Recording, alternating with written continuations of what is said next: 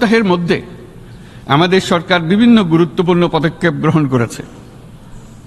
আমাদের অনুরোধে সাড়া দিয়ে জাতিসংঘের মানবাধিকার বিষয়ক হাই কমিশনার বাংলাদেশের গণ আন্দোলনকালে সংগঠিত মানবাধিকার লঙ্ঘনের বিষয়ে বিস্তৃত অনুসন্ধান এবং এইসব বিষয়ে ঘটনার পুনরাবৃত্তি রোধে পরামর্শ প্রদানের জন্য একটা ফ্যাক্ট ফাইন্ডিং কমিশন গঠন এবং তার কাজ শুরু করার জন্য দ্রুত বাংলাদেশে পাঠিয়ে দিয়েছে।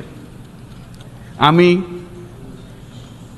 তাকে বাংলাদেশের পক্ষ থেকে অশেষ ধন্যবাদ জানাচ্ছি।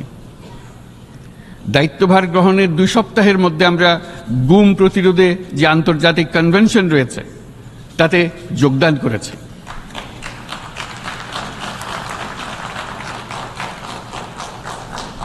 এর আশু বাস্তবায়নের জন্য প্রয়োজনীয় দেশীয় আইন ও বিধি প্রণয়নে আমরা এখন প্রক্রিয়া